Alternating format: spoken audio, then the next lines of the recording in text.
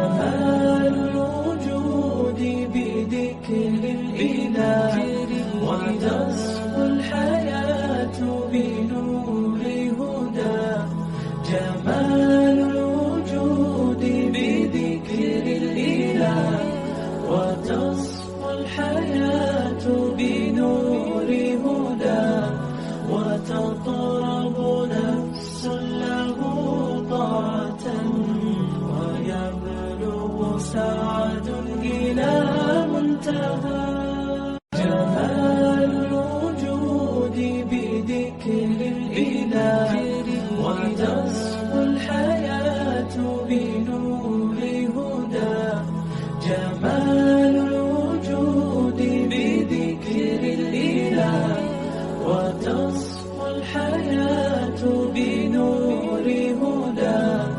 وتطرب نفس له طاعة ويبلغ سعد إلى منتهى.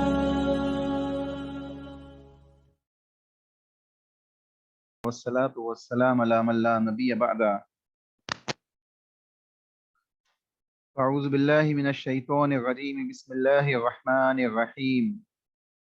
رب اشرح لي صدري ويسر لي أمري واحلل عقدة من لساني يفقهوا قولي. ربي زدني علما ربي زدني علما ربی زدنی علما اللہم ربی زدنی علما۔ تمام قسم کی حمد و ثنا، کبریائی، بڑائی اللہ وحدہ لا شریک کے لیے لائق و زیبا ہے۔ سبحان اللہ و بحمدہ سبحان اللہ العظیم۔ انگنت درد و سلام ہو انبیاء کی مقدس جماعت پر، خصوصاً سید المرسلین رحمت للعالمین جناب محمد رسول اللہ صلی اللہ علیہ وسلم کی ذات گرامی پر۔ اللہم صلی علی محمد وعلی آل محمد کما صلیت علی ابراہیم وعلی آل ابراہیم انک حمید مجید۔ اللہم بارک علی محمد وعلی آل محمد کما بارکت علی ابراہیم وعلی آل ابراہیم انک حمید مجید۔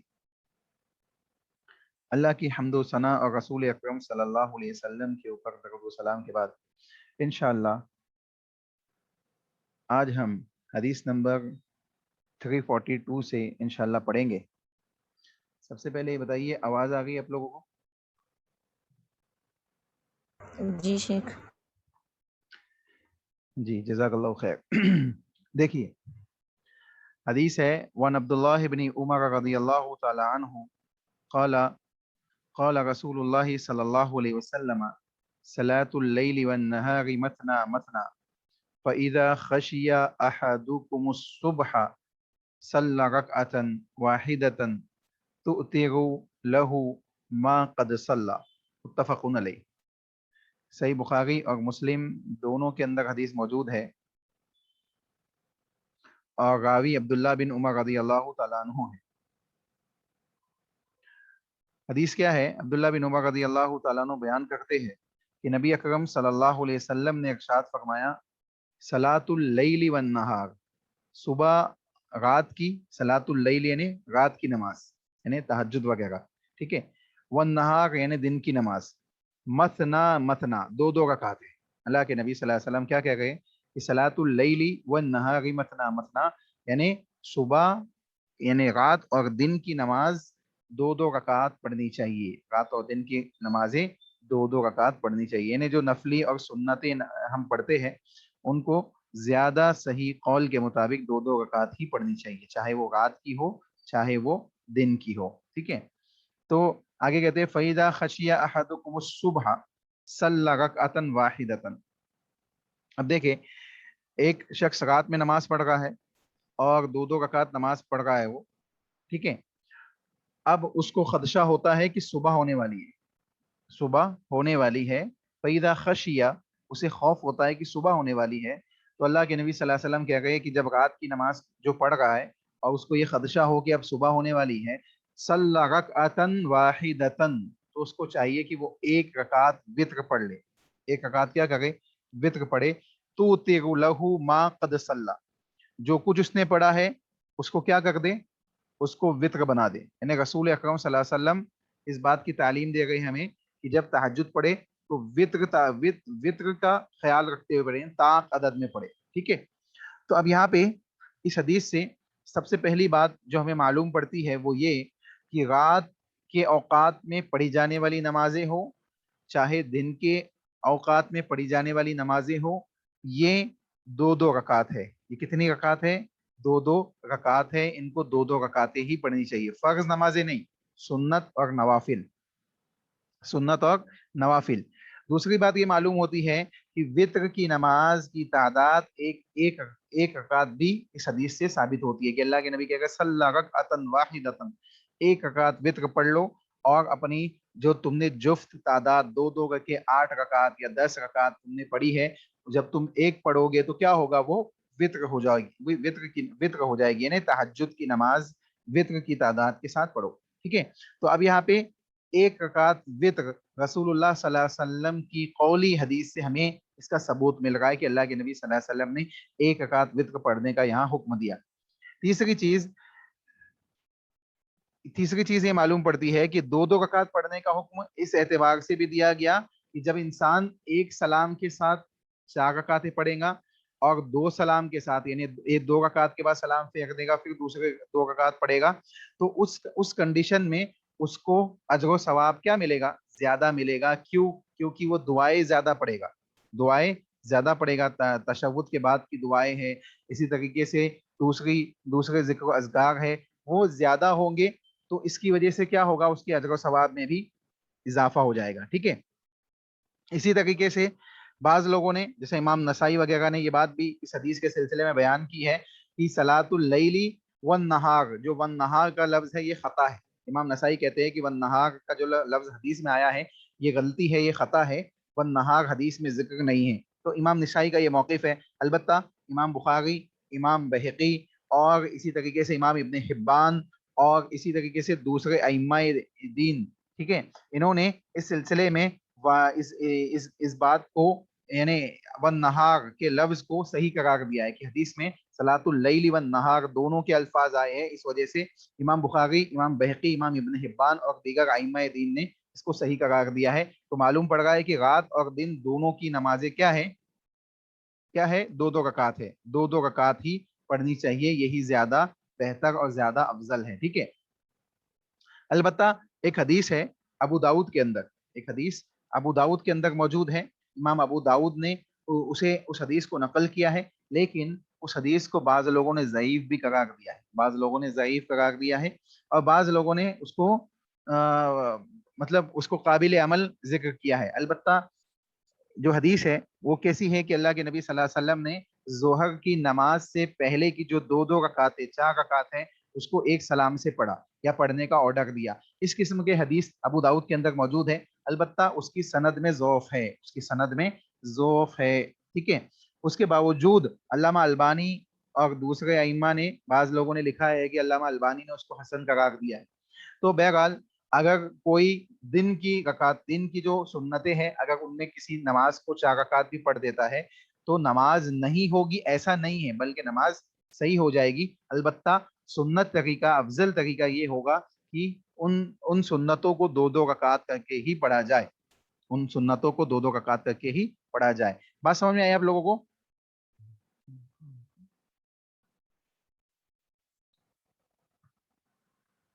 جی.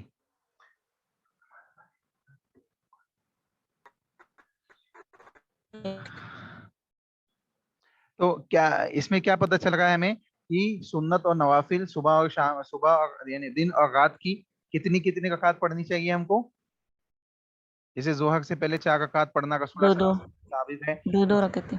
جی 2 رکعت، یعنی 2 رکعت کے بعد سلام پھینک دے پھر 2 رکعت پڑھے، پھر 2 رکعت یعنی 2 رکعت کے بعد سلام پھینک دے. تو معلوم پڑ رہا ہے کہ 2 رکعت پڑھنا ہی زیادہ افضل ہے. ٹھیک ہے. اسی طریقے سے ایک رکعت وطر کی نماز پڑھنے کا بھی ثبوت اس حدیث سے ہمیں مل رہا ہے. ٹھیک ہے. اللہ کے نبی صلی اللہ علیہ وسلم صبح ہونے سے پہلے وطر پڑھ لیتے تاکہ کیا کیا جائے، جو رات کی نمازیں رسول اللہ صلی اللہ علیہ وسلم نے پڑھی ہے اس کو کیا کیا جائے، طاق کر لیا جائے. اور وطر کی تعداد طاق ہی اللہ کے نبی صلی اللہ علیہ وسلم سے ثابت ہے. ٹھیک ہے.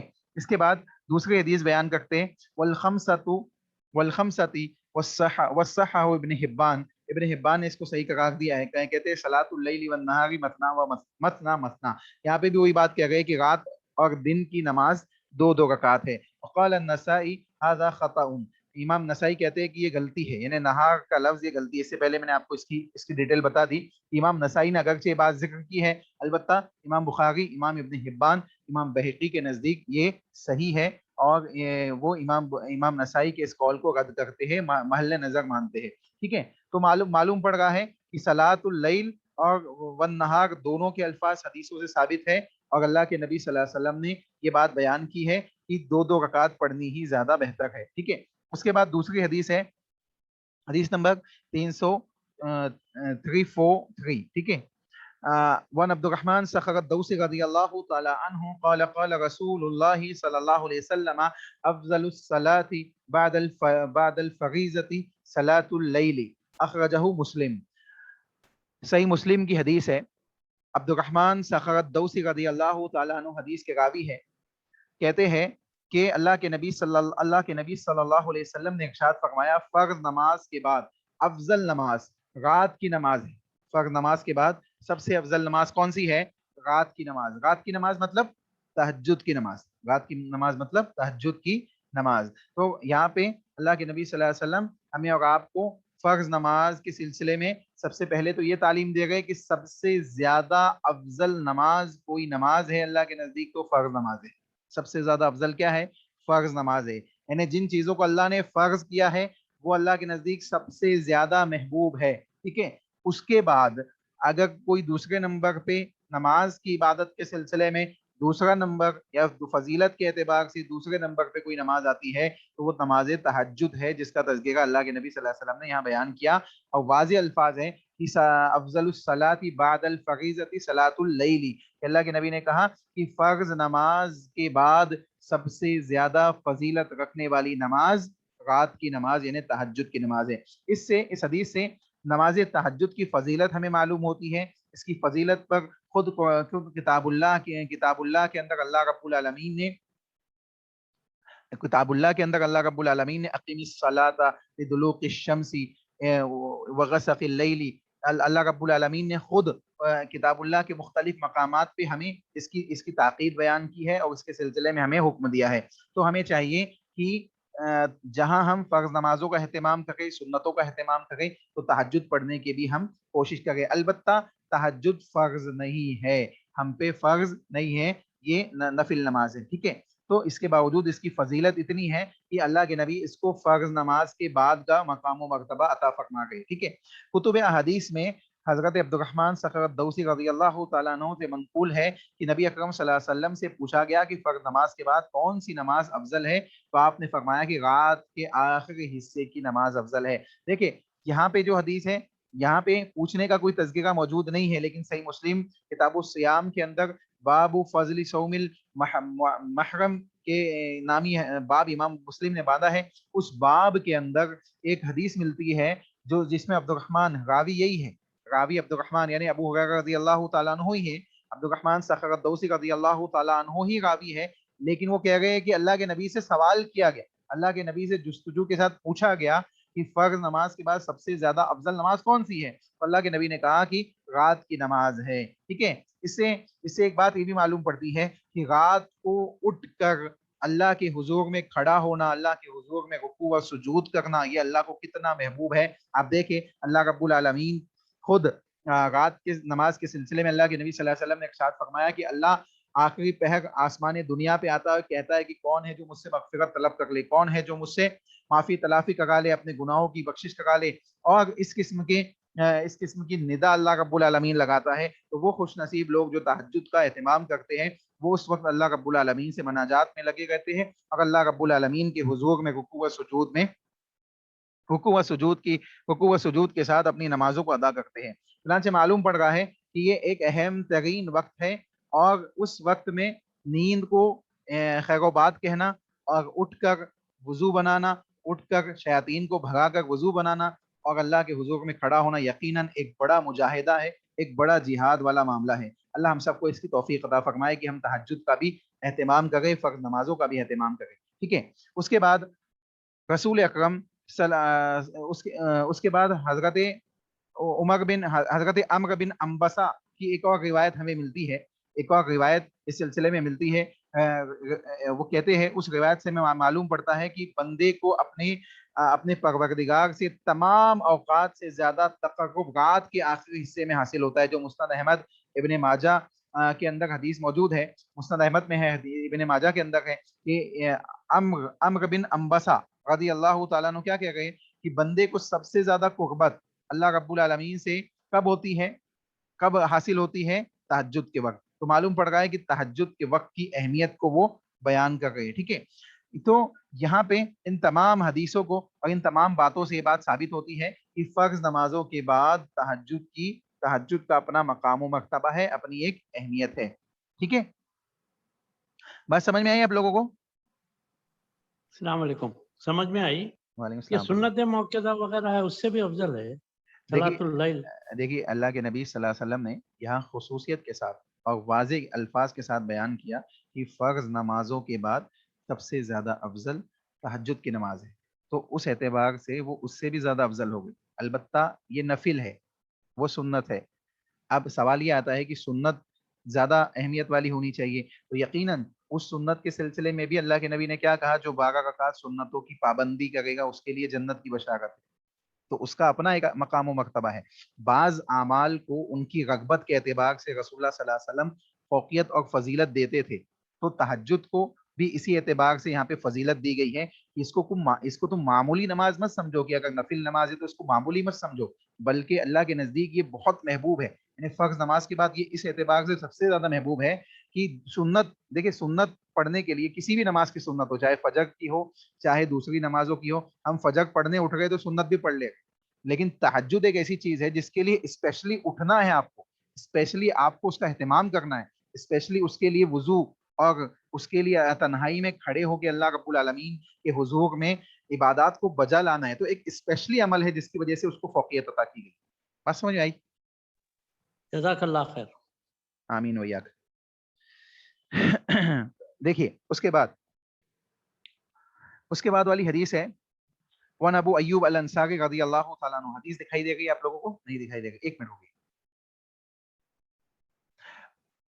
ابو ایوب انصاری رضی اللہ تعالیٰ عنہ حدیث کے راوی ہے. کہتے ہیں, ایک منٹ میں پہلے حدیث لا دوں آپ کی اسکرین پہ, اس کے بعد انشاءاللہ دیکھیے.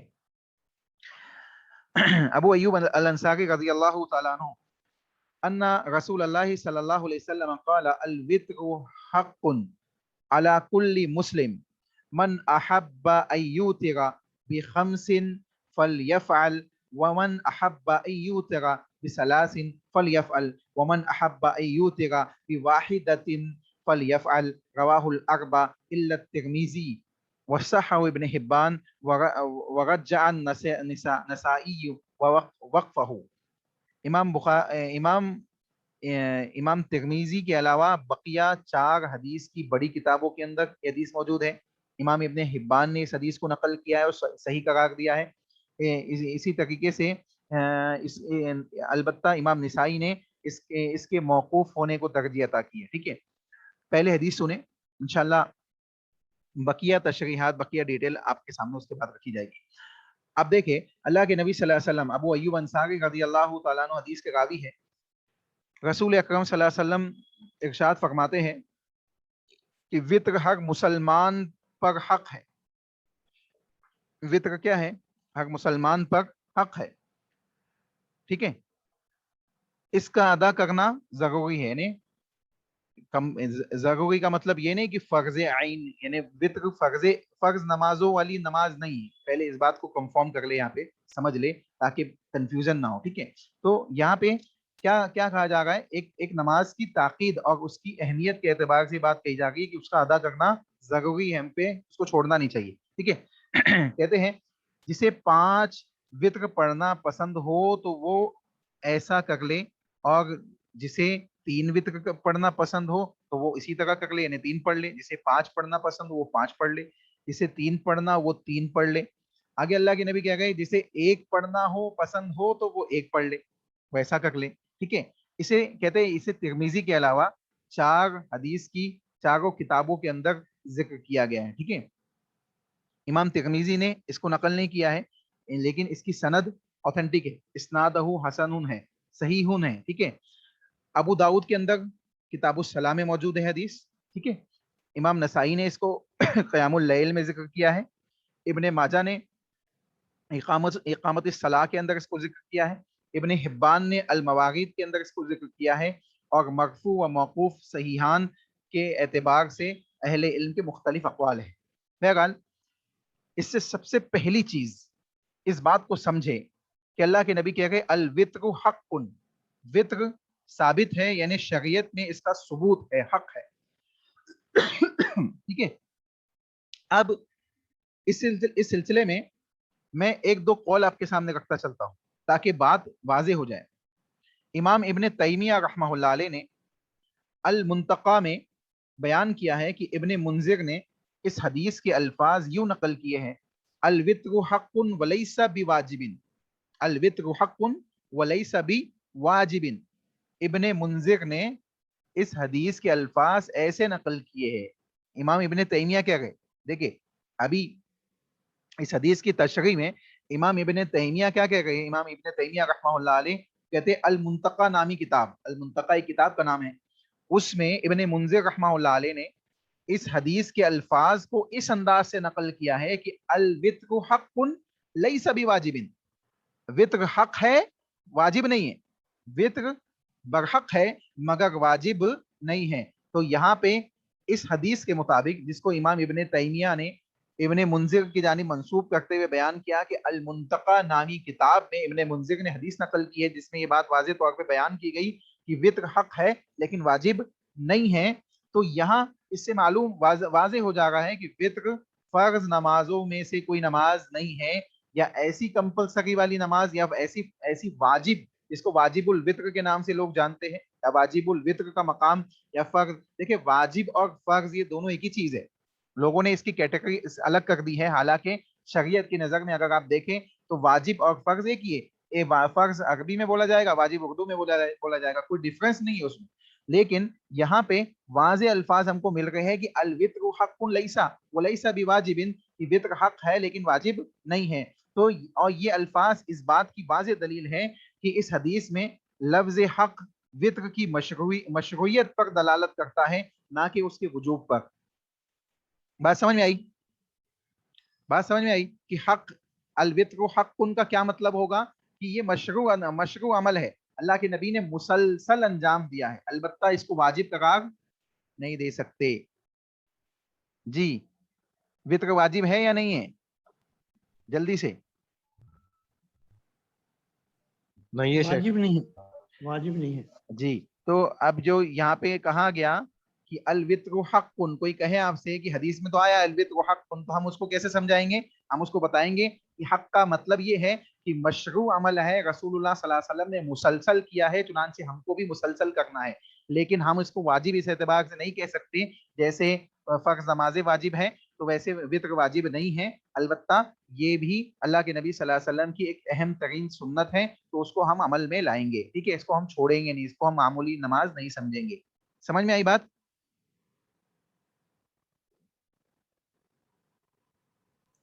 जी शेख।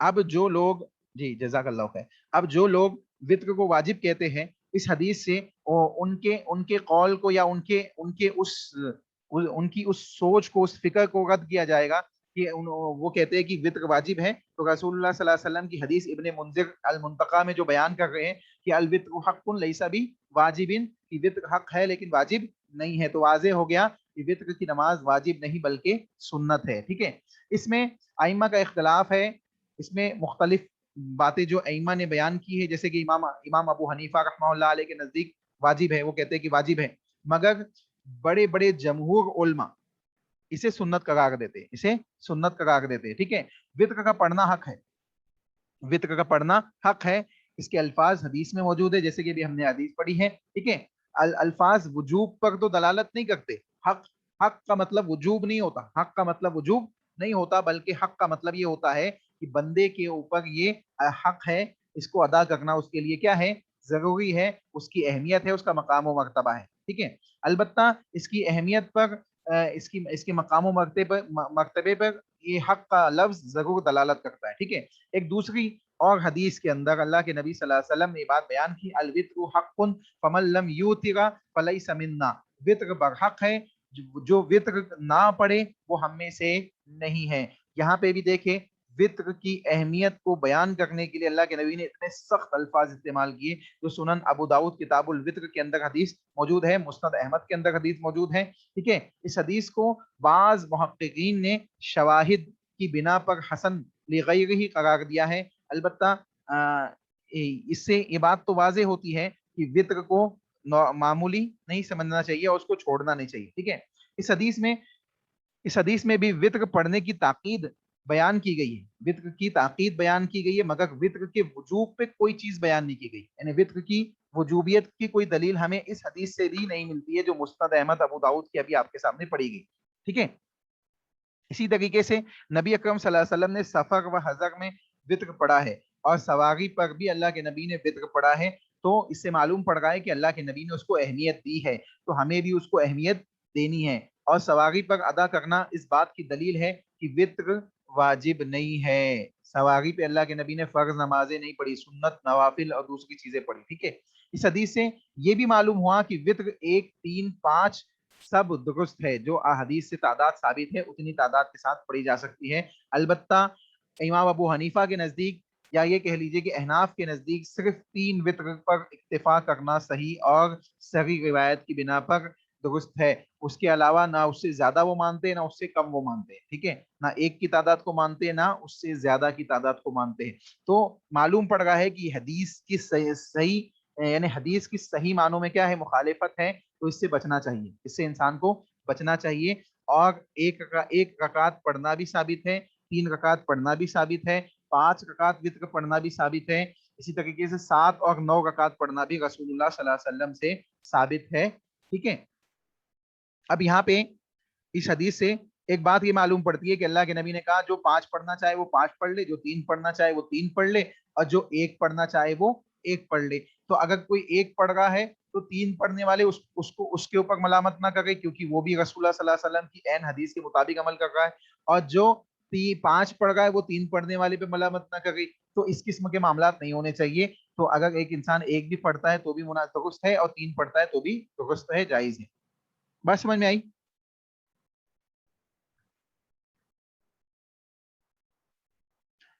جی بات سمجھ میں آئی آپ لوگوں کو؟ کوئی سوال ہو تو پوچھ لیجیے ابھی.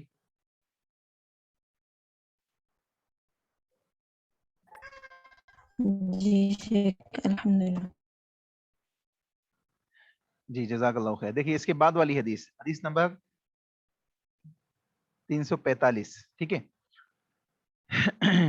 وعن علی بن ابی طالب رضی اللہ تعالی عنہ قال ليس الوتر بحتم كهيئة المكتوبة ولكن سنها رسول الله صلى الله عليه وسلم، رواه النسائی والترمذی وحسنہ والحاکم وصححہ.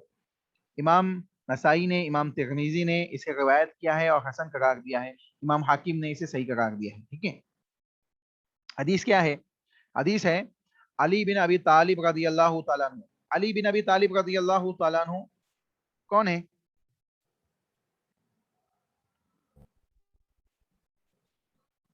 رضی اللہ عنہ کے شوہر. آواز نہیں آئی صاحب.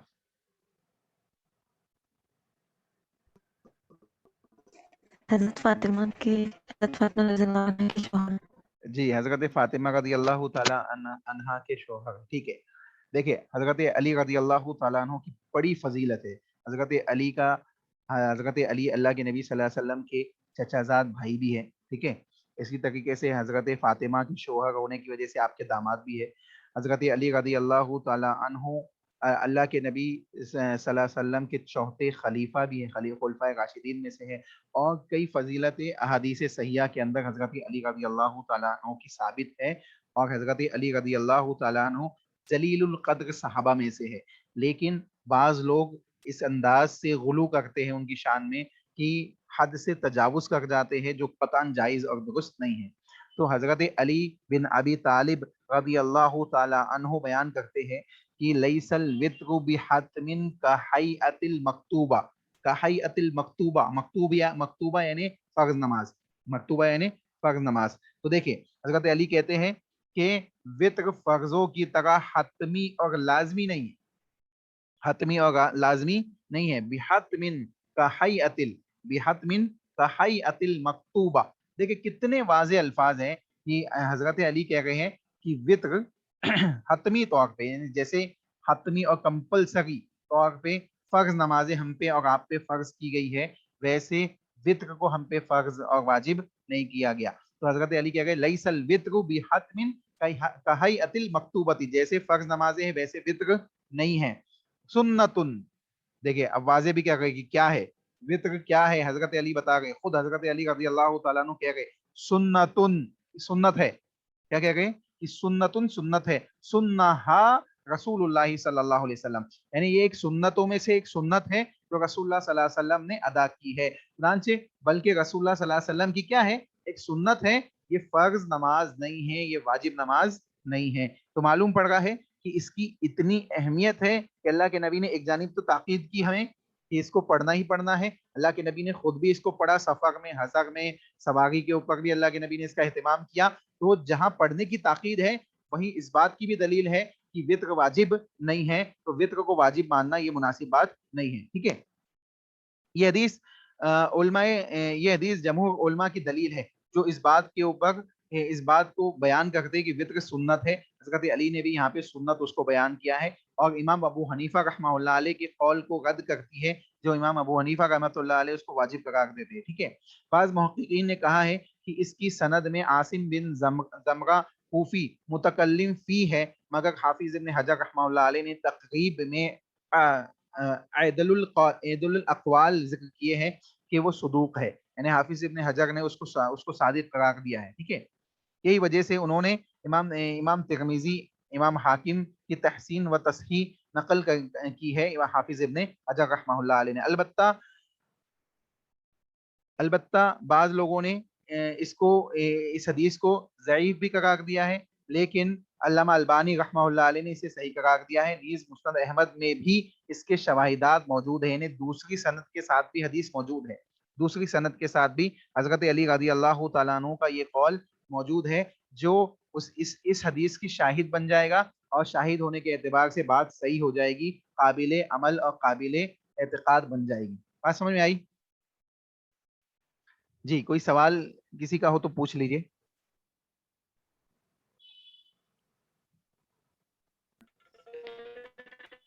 ٹھیک، اگر یہ وطر قضا جیسے اگر پڑھنے کی ضرورت اور رکھنا ہو تو وطر کو قضا کرنا پڑے گا؟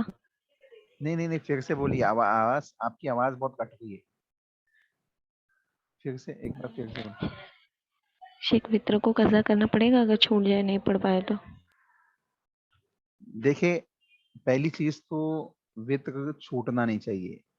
اللہ کے نبی صلی اللہ علیہ وسلم نے وطر کی پابندی کی ہے، اگر کوئی انسان رات میں اٹھ کے نہیں پڑھ سکتا ہے تو وہ عشاء بعد ہی پڑھ لے، عشاء بعد ہی پڑھ لے اس کو. ٹھیک ہے، اب جہاں تک قضا کرنے کا مسئلہ ہے تو اس میں بہت اختلافی ایک چیز ہے، مسئلہ ہے، اختلافی مسئلہ ہے. انشاءاللہ میں نیکسٹ کلاس میں اس کی ڈیٹیل سے آپ کو اس کی تشریح بیان کروں گا. البتہ کوئی ایسی واضح چیز ہم کو قضا کرنے کے سلسلے میں نہیں ملتی، کوئی واضح چیز قضا کرنے کے سلسلے میں نہیں ملتی ہے، اور اہل علم بھی اس میں مختلف بھی ہے، بہت اختلافی مسئلہ ہے. انشاءاللہ نیکسٹ کلاس میں اس کی تشریحات میں ایک بار دیکھ کے آپ کو بتاؤں گا.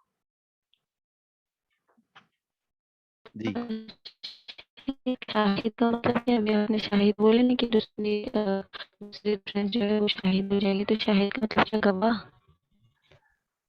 شاہد آپ نے کیا سوال، میں آپ کی آواز پتہ نہیں کیوں بہت کٹ گئی ہے. آپ لوگوں کو میری آواز صاف آ گئی ہے؟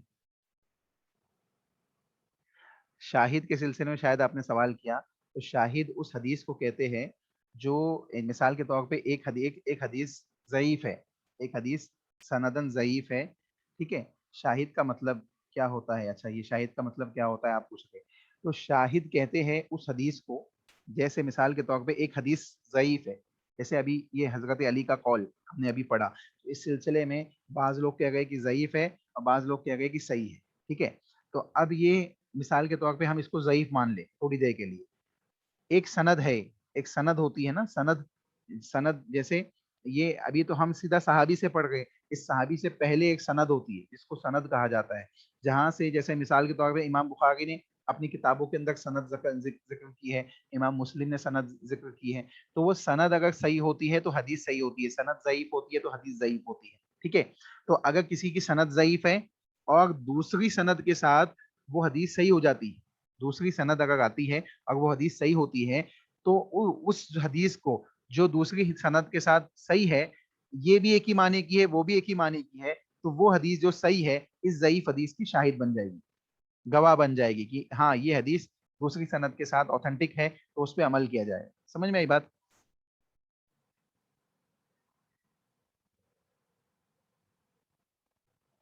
جی بات سمجھ میں آئی؟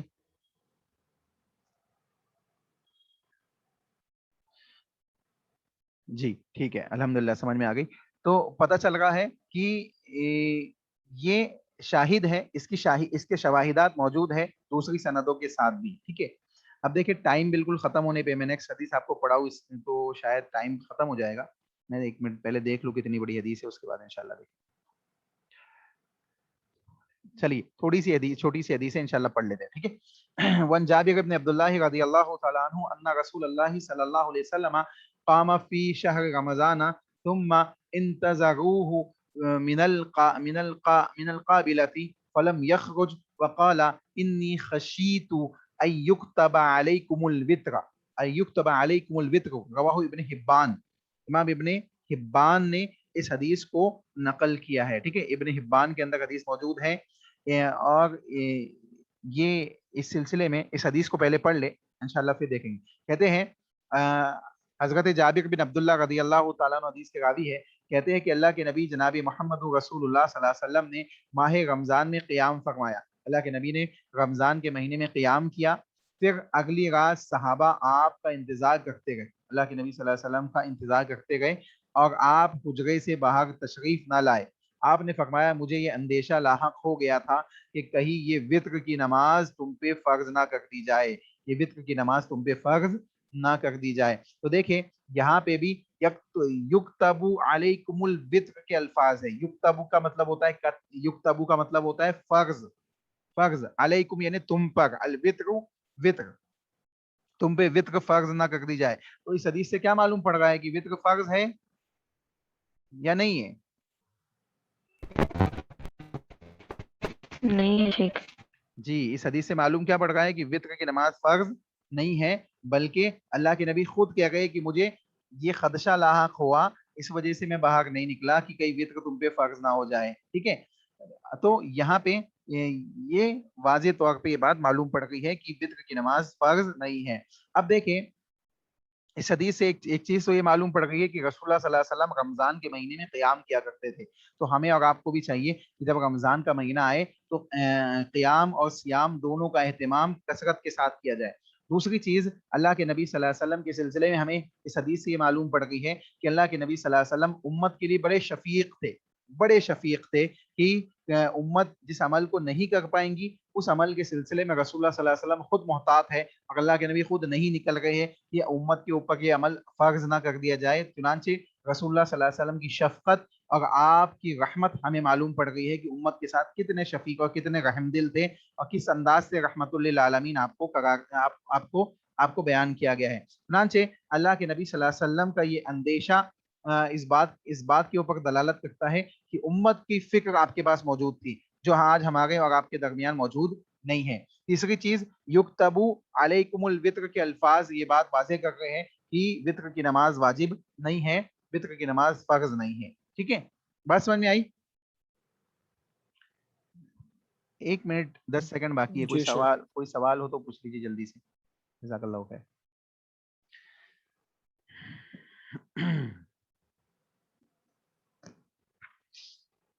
چلیے اللہ آپ سب کو جزائے خیر عطا فرمائے. آپ سب کو اللہ رب العالمین عمل صالح کی توفیق عطا فرمائے، ہم سب کو عمل صالح کی توفیق عطا فرمائے. اللہ مجھے آپ کو ہم سب کو کہنے اور سننے سے زیادہ عمل صالح کو اپنی زندگی کا لاہ عمل بنانے کی توفیق عطا فرمائے۔ اللہ اس کے رسول کی اطاعت کے ساتھ اپنی زندگیوں کی اصلاح کرنے کی توفیق عطا فرمائے۔ اللہ ہم سب کو اسی انداز سے جیسے ہم کلاسز میں جمع ہوتے ہیں، اللہ اس کے رسول کی باتوں کو سنتے ہیں، اسی طریقے سے اللہ ہم سب کو جنتوں میں جمع فرما، جنت الفردوس میں جمع فرما، جہنم کی آگ سے ہم سب کی حفاظت فرما، دنیا و آخرت کے فتنوں سے ہماری حفاظت فرما۔ اے اللہ تو اپنی رحمت میں ڈھانک کر ہمیں جنتوں میں داخل فرما۔ آمین۔ سبحانک اللہم ربنا و بحمدک، اشہد ان لا الہ الا انت، استغفرک و اتوب الیک۔ السلام علیکم ورحمۃ اللہ وبرکاتہ۔